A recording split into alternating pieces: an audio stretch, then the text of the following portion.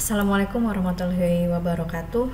Perkenalkan, saya Ade Septrianti dari Institut Sains dan Bisnis Atmaluhur Pangkal Pinang. Pada video ini saya akan membuat PDD UKT-PT atau pernyataan diri dosen pada unjuk kerja Tridharma Perguruan Tinggi di bidang pengajaran. Mata kuliah yang akan dibahas pada video ini tentang mata kuliah Technopreneurship dengan bobot 2 SKS. Pada pengajaran yang saya lakukan di kelas ataupun di daring, saya menggunakan metode pembelajaran case study dan discovery learning. Pada mata kuliah Technopreneurship ini, materi yang saya akan ajarkan kepada mahasiswa dan sesuai dengan kurikulum Merdeka Belajar Kampus Merdeka. Pada pertemuan pertama sampai dengan pertemuan ketujuh akan membahas tentang sekuritas yang berisi tentang bagaimana menanam modal di sebuah perusahaan, resiko dan peluang ketika akan investasi di pasar modal, mengajarkan tentang analisa fundamental yang kerap digunakan oleh investor pemula untuk menanamkan modalnya dalam jangka panjang, dan mereka juga akan bisa mengetahui dan mencari saham yang termasuk dalam kategori yang baik. Mahasiswa juga akan diajarkan bagaimana tentang analisa teknikal, di mana analisa teknikal ini mengajarkan mahasiswa untuk mencari data-data tentang harga historis yang terjadi pada pasar saham. Mahasiswa juga akan diajarkan tentang membuat akun sekuritas, dan mahasiswa juga diajarkan bagaimana cara menjual saham ketika harga sedang naik dan turun. Pada pertemuan ke-9 sampai dengan pertemuan ke-15, mahasiswa akan diajarkan tentang bisnis model kanvas, di mana mahasiswa juga akan diajarkan tentang bagaimana membangun sebuah model bisnis, bagaimana membangun sebuah perusahaan atau startup yang baru, bagaimana model bisnisnya, bagaimana cara kerjanya, barang apa saja yang akan mereka jual, strategi target perusahaan mereka yang akan mereka bangun, dan keunggulan perusahaan mereka dengan kompetitor yang lainnya. Dari materi yang sudah saya ajarkan kepada mahasiswa, mereka akan menerapkan dan mereka juga akan mengaplikasikan ilmu yang mereka dapati di tempat mereka magang sesuai dengan kurikulum Merdeka Belajar dan Kampus Merdeka. Sekian dari saya tentang pembahasan RPS pada saat hari ini. Saya ucapkan wabillahi taufiq wa hidayah. Wassalamualaikum warahmatullahi wabarakatuh.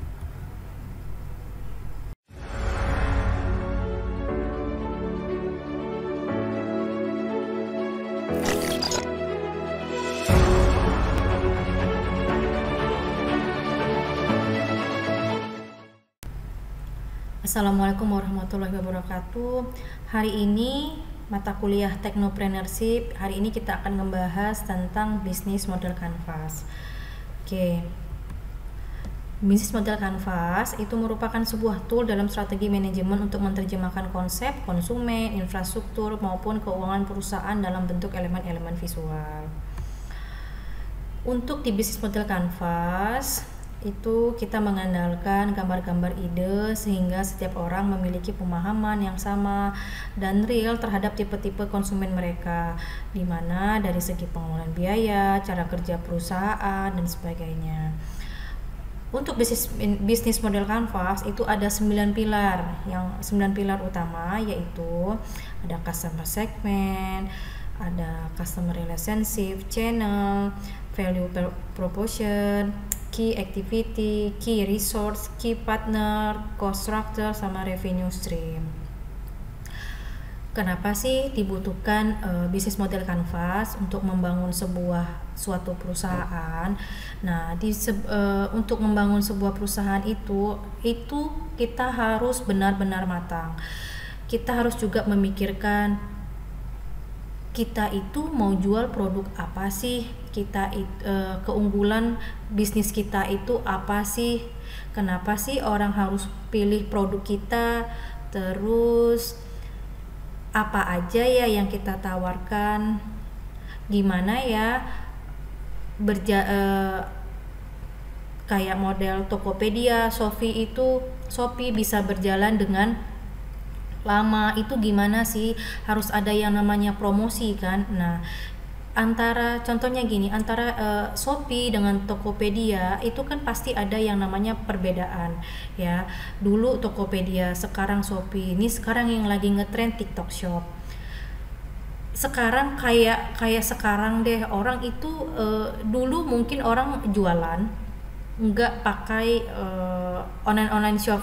Kalau dulu jualannya ya sewa ruko. Nah, sekarang gimana sih bikin orang itu kayak model contohnya Tokopedia sama Shopee, terus Zalora, gimana sih bikin orang itu belanja tuh tanpa harus ke tokonya, tanpa harus panas-panasan. Nah, salah satunya dengan ada bisnis seperti Tokopedia, Blibli, Zalora, itu memudahkan orang untuk berbelanja.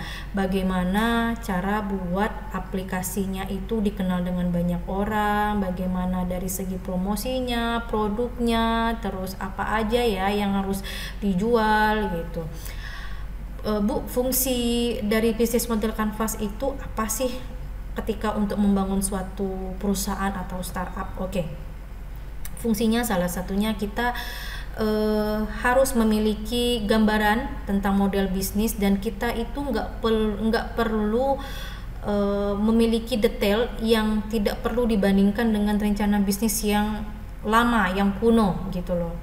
Yang contohnya kayak model harus ya sewa tempat apa segala macam, yang seperti itu dengan cara bisnis tradisional gitu loh. Terus kalau bisnis model canvas itu biasanya menjelaskan bagaimana sih aspek bisnis antara key partnership, key activity, value proposition-nya, terus key resource. Jadi terkait antara satu dengan yang lainnya gitu loh. Dan bisnis model canvas itu biasanya digunakan oleh perusahaan besar maupun perusahaan rintisan, walaupun dengan hanya beberapa karyawan. Nah, di bisnis model canvas itu dia terdiri dari 9 pilar, yaitu salah satunya customer segment. Customer segment adalah penggolongan orang-orang yang mungkin tertarik dengan value proposition bisnis yang akan dibangun. Oke, di customer segment ini siapa sih yang akan membeli produk? Siapa yang mau membayar? Jadi produk yang customernya ini siapa? Pasarnya ini siapa? Ya, apa anak muda kah, atau ibu-ibu, atau bapak-bapak ya. Nah, nih customer segment ini menentukan bagaimana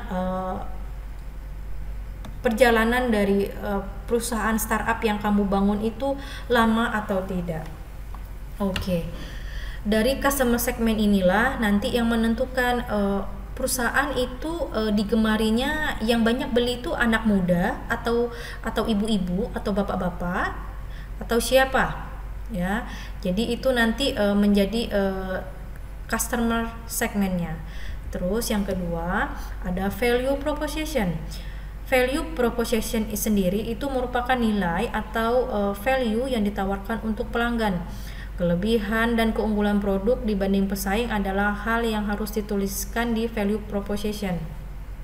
Oke, di value proposition itu membahas tentang mengapa orang memilih untuk menggunakan produk atau jasanya kita. Kenapa sih orang memilih produk dan menggunakan Tokopedia atau Shopee atau Zalora atau Blibli.com. Terus apa sih keunggulan bisnis dibanding kompetitor? Misalnya perbandingan antara Shopee dengan Tokopedia, terus Zalora sama Blibli itu pasti ada perbandingan kan? Nah, pasti ada.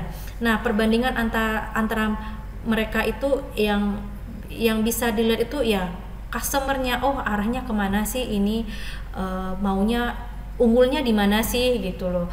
Apa sih yang paling menarik dari bisnis, dari model bisnisnya kayak Zalora, TikTok Shop, terus Shopee, Tokopedia, Blibli.com ya. Nah, apalagi nih sekarang kalau gimana sih cara ngembangun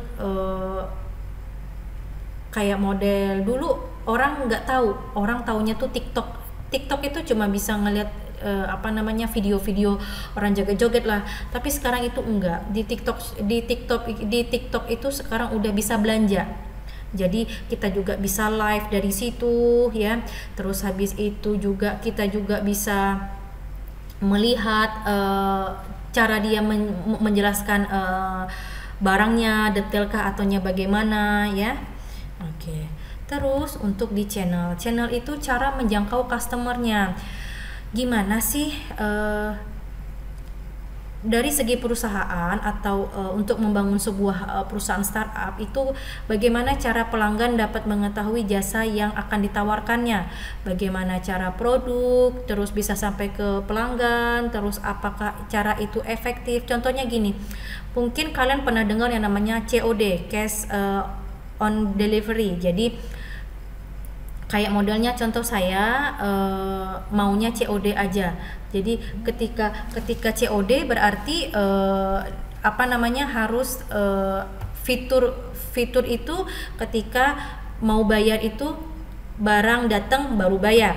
Nah, dari channels itu ngebahas tentang produk yang ditawarkan apa saja, dan kalian pasti pernah lihat di TikTok Shop mereka jualan online, terus cara mereka menyampaikan detail produk itu sedetail mungkin, terus dari segi warna, dari segi pakaian, lingkar dada, ukurannya ya. Dan sekarang kita kalau pengen transaksi itu, kalau dari pihak TikTok terus dari Shopee itu ngadain yang namanya ya COD itu tadi. Jadi ketika kita ingin bayar itu pada saat barang datang gitu.